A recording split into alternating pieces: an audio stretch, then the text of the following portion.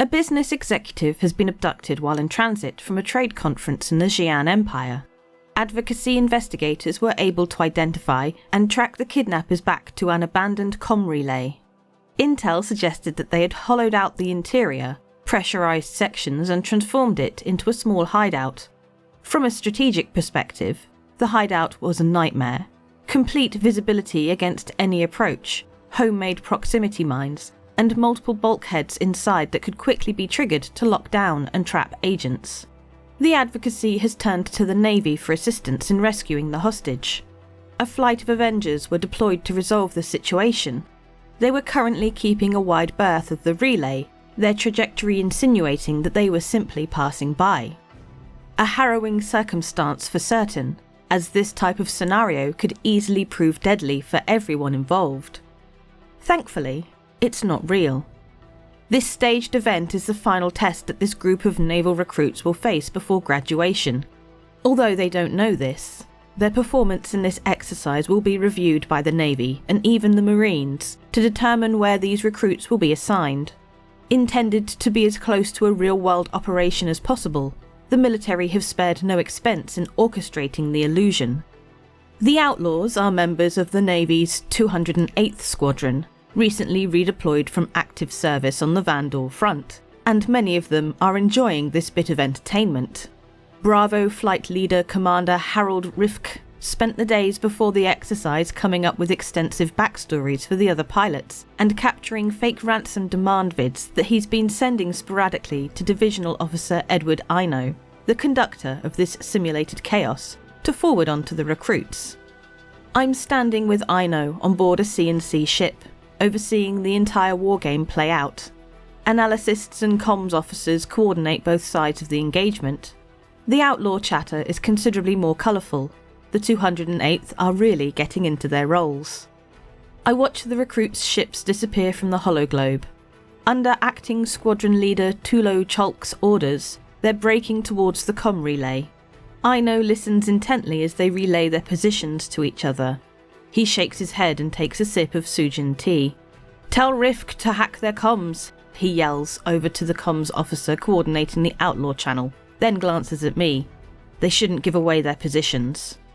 Over the course of the exercise, Ino will continue to throw what he calls surgical handicaps against the recruits. He wants them off balance, to be the underdog. I pick out the specific recruits among their brief, clipped exchanges.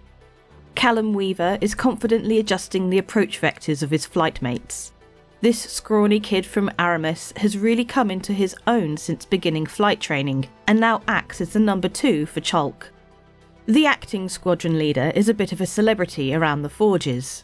Even though his father is Bio Chalk, legendary Satterball player for Jata SC, and his mother is Valina Razari, award-winning star of Tears of Time and Last Stand of Lindenwald, to name a few, to the recruits he's just Paladin.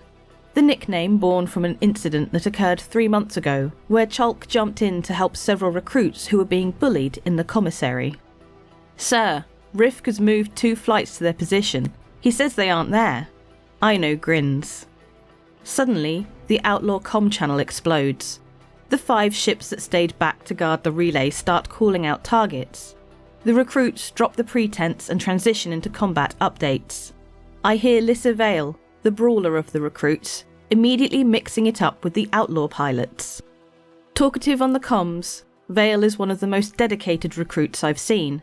She is constantly pushing herself to a ridiculously high standard, putting hour after hour into sims, perpetually drilling herself and whoever she can loop into her training regimen. It seems to be paying off though. She is ferocious in a fight. The outlaws at the relay hold their ground as long as they can, until virtual laser fire from the recruits finally take them down. With Vale providing cover, Weaver exits his ship and leads a pair of pilots into the relay to secure the hostage. They hope to finish their risky EVA before Rifk and 2 flights of outlaws race back. The rest of the exercise is a single, protracted brawl. The recruits do their best, but eventually the seasoned combat pilots of the 208th turn the tide. Weaver's the last holdout, but he gets taken out just after he gets the hostage back to his ship. 7 outlaws remain, The hostage is dead, and the entire recruit squadron has been eliminated. 2 hours later, the recruits have gathered in Aino's classroom for their debriefing. The room's drenched in silence. Lissa Vale is still wired from the op. Her leg bounces up and down as she glares ahead into space. Weaver aimlessly flips through his Moby. Even Chalk looks disappointed until he finally settles back in his seat and breaks the silence. "Well, we almost had them." "Almost isn't good enough," Vale mutters. "Come on, Vale, you took out what, 6? 7? Chalk seems intent on raising the spirits in the room. The door suddenly opens and Aino strides into the room. He cuts a path to the front, powers up the system, and loads all the captures of the exercise. He's got everything. Individual pilot cams, hologlobe recordings, comm chatter. For the next 4 hours, he walks them through the wargame, step by step. He grills them on each decision, why they made the choices they made, and what they would change in retrospect. There was no chastisements, no judgment on the actions of his recruits. It was purely objective analysis. The recruits, however, seem locked in the loss. Aino suddenly stops. He looks over the glum faces of the recruits in the room and shakes his head. "You all need to grow the f*** up," he mutters, tossing his pointer onto the desk. That gets everyone's attention. Aino draws out the paws and sits on the corner of his desk. "Let me tell you something. This job, the missions that you'll fly, any one of them can be a one-way ticket. It doesn't matter if it's the most routine patrol in the world. There's always a chance that something could go wrong and one of you won't come home. Now, I know you're all sitting there, pissed off that you didn't succeed. Let me let you in on a little secret. You weren't supposed to. We did everything we could to stack the odds against you. Wilkes, remember your missile pod jam? I did that. Teague, your weapon overheating wasn't an accident." The recruits exchange confused glances. You all saw failure, but I'll tell you what I saw. I saw a squadron working together, executing orders with precision and excellence. Chalk, you broke an engagement with an easy kill to drop flares and protect Kelso. Vale, you'd pick fights with pilots to get them away from teammates that were in trouble. Hell, feeding us the wrong position over your comms was genius. I thought we were going to lose the op because of that. The recruits chuckle. Weaver gets some pats on the back. Aino smiles at them before he continues. It's the first time I've seen him smile at his recruits. "You all did good. Yeah, you didn't succeed. You lost people. But that's the real lesson here. As a Navy pilot, you're going to be in these circumstances a lot. What we're trying to do is condition you to act rationally in impossible situations. That doesn't mean you're always going to make the right call. The real trick, though, you got to learn how to keep going. I know a lot of pilots, some of the finest pilots I ever flew with, who would rather be the one who gets punched out than have to go on without one of their squadron. You got to be smarter than that. You got to do your best. You got to look out not only for the people beside you, but also for the civilians you're protecting. Sometimes it'll work out. Sometimes it won't. Either way, you got to pull yourself together and hit the next mission with a clear head. Now, I wish I could tell you how to do that, but you got to figure that out for yourself." Aino studies the faces of the recruits. "I've trained a lot of pilots, but I'll tell you, I've never seen a class help each other as much as you do. I hope some of you get assigned together, but if you don't, I hope you take that attitude to wherever you land, because you'll all have something special." The room is silent for several moments. Someone gently knocks on the door. "Come in." Rifk pokes his head in. "Sorry, sir, I didn't mean to interrupt." "It's all right, Commander," Aino says as he stands up and grabs his pointer. "What can we do for you?" "Well, sir," Rifk opens the door and steps inside. Some of the other pilots from the 208th are outside. "We were wondering when you were done debriefing these Rories, if we could treat them to some drinks. Vandal don't fight as hard as they did."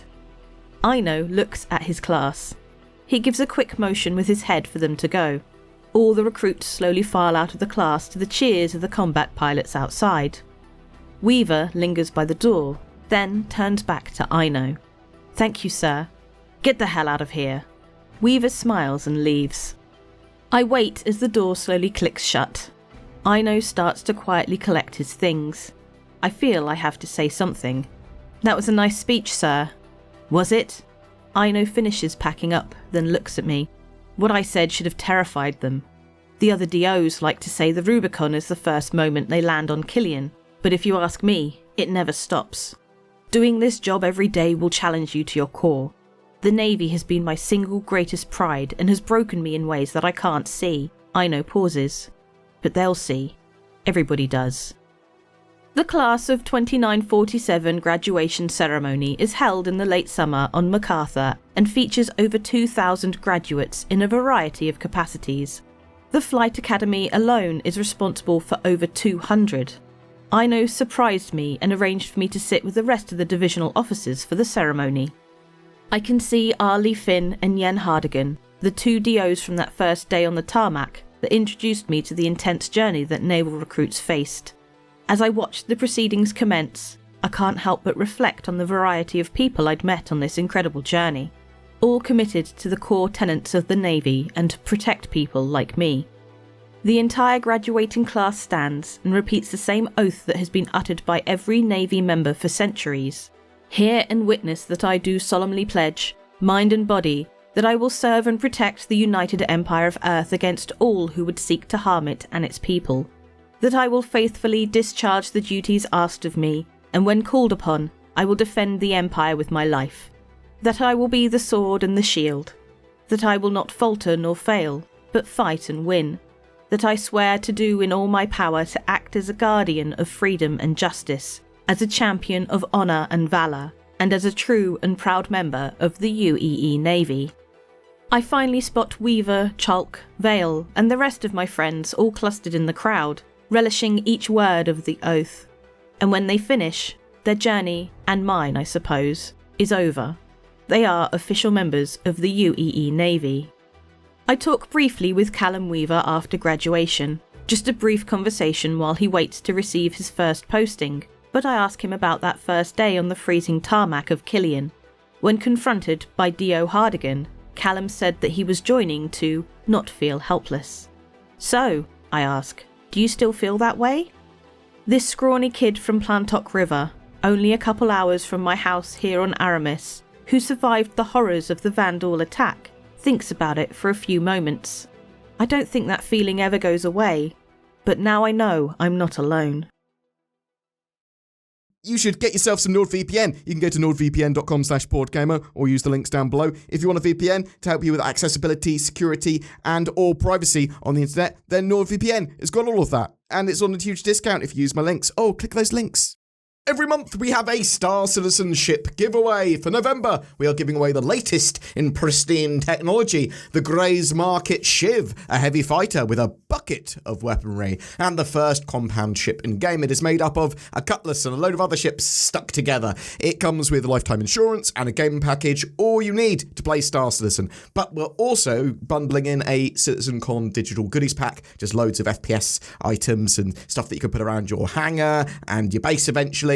Just comment on any of our videos during the month to be in for a chance of winning that. Also, a big thank you to CIG for providing that prize. If you would like to further support the channel by clicking the join button under our videos and becoming a channel member or becoming a Patreon, then please do. It helps out a ton and enables us to make daily Star Citizen content, even when the YouTube algorithm or revenues are unkind.